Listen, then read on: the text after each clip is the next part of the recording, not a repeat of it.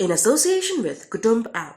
अनेक ग्रुपों से पाइए छुटकारा, आपके संगठन का अपना ऐप कुटुंब ऐप।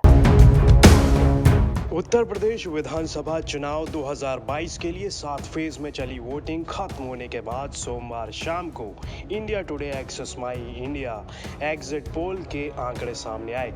इसके अनुसार यूपी में एक बार फिर बीजेपी गठबंधन की सरकार बनने का अनुमान आया है।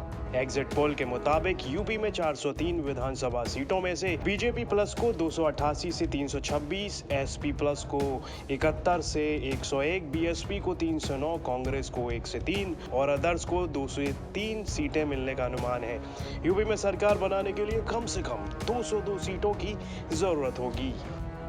मुद्दों की बात करें तो एसपी और बीजेपी के वोटरों के बीच राज्य का विकास सबसे बड़ा मुद्दा दिखा है। 27% बीजेपी मतदाताओं ने पार्टी के लिए वोट करने की वजह इसी मुद्दे को बताया है।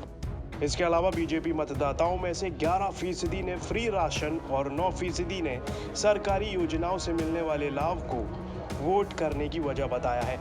एक्सेस माई इंडिया के चेयरमैन प्रदीप गुप्ता ने यूपी तक से बात करते हुए कहा, ये दो चीजें, लॉ एंड ऑर्डर और जन कल्याणकारी योजनाओं की डिलीवरी का जो कोर होता है, बेनिफिशियरी जो होता है, लाभार्थी जो होता है, वो महिलाओं सबसे ऊपर होती है, जिन्होंने यूपी के अंदर पहले देखे हम कि मेल यानी कि पुरुष मतदाताओं ने कैसे वोट किया।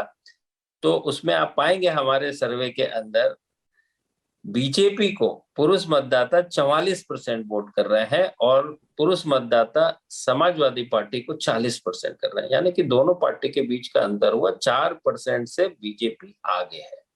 जब लेकिन आप महिलाओं की तरफ आएंगे तो पाएंगे कि 48% महिलाओं ने बीजेपी को वोट किया, उसके उलट केवल 32% महिलाओं ने समाजवादी पार्टी को वोट किया। इसका मतलब है कि 16% का गैप, जो कि बहुत बड़ा गैप।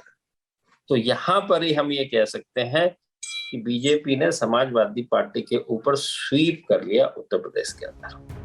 एग्जिट पोल के अनुसार 8% बीजेपी मतदाताओं ने प्रधानमंत्री नरेंद्र मोदी को पार्टी के लिए वोट करने की वजह बताया, जबकि 12% ने खुद को बीजेपी का लॉयल वोटर बताया है। तो वहीं एसपी के वोटरों की बात करें तो इंडिया टुडे एक्सेस माई इंडिया एग्जिट पोल के मुताबिक इन मतदाताओं के बीच बेरोजगारी सबसे बड़ा मुद्दा दिखा है। 17% एसपी वोटरों ने इस मुद्दे को वोट करने की वजह बताया। ब्यूरो रिपोर्ट यूपी तक।